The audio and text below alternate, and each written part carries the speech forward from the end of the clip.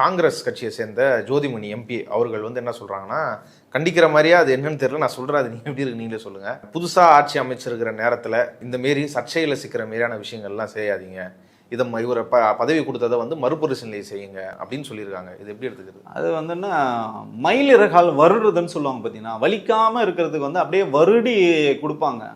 அந்த மாதிரி வந்து வருடுறாங்க. ஏன்னா வந்து பதவி சுகத்துக்காக மானங்கட்டத்தனமாக நீங்கள் போய் விஜய்க்கு வந்து ஆதரவு கொடுத்ததுனால விஜய் எது சொன்னாலும் உங்களுக்கு எதிர்த்து கேட்குற தெம்போ துணிவோ திராணியோ கிடையாது. அதே மாதிரி பார்த்தீங்கன்னா இதுக்கெல்லாம் கருத்து சொல்கிறதுக்கு வந்து காங்கிரஸில் இருக்க யாருக்குமே வந்து தார்மீக வந்து பொறுப்போ உரிமையோ வந்து கிடையாது. ஏன் நான் அதை சொல்கிறேன்னா, திமுக கூட்டணி இங்கே ஒரு மதசார்பு முற்போக்கு கூட்டணி நீங்கள் இருந்துட்டு இங்கே திமுகவோட வேர்வையில் இந்த கூட்டணியில் நீங்கள் ஜெயிச்சுட்டு கொஞ்சம் கூட ஒரு நாகரிகமே இல்லாமல் அந்த கட்சியோட தலைவர் திரு ஸ்டாலின் அவர்கிட்ட சொல்லாமல் நீங்கள் வந்து புறவாசல் வழியாக போய் விஜயோட ஏதோ ஒரு டீலில் நீங்கள் போய் இணைஞ்சிட்டீங்க.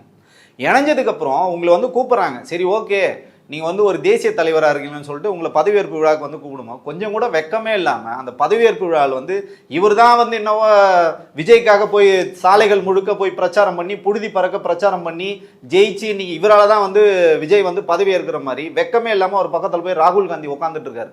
சரி ஓகே உன்னை சீஃப் கெஸ்ட்டாக கூப்பிட்டாங்க, வந்து தொலைஞ்சிட்டேன்.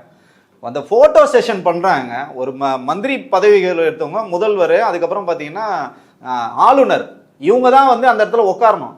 அந்த ஒரு புரோட்டோகால் கூட தெரியாமல் இவரெல்லாம் வந்து இந்தியா கூட்டணி வந்து பார்த்தீங்கன்னா பிரதமர் வேட்பாளர் அறிவிச்சது உள்ளபடியே நமக்கு ஆச்சரியமாக இருக்குது, அவமானமாக இருக்குங்க.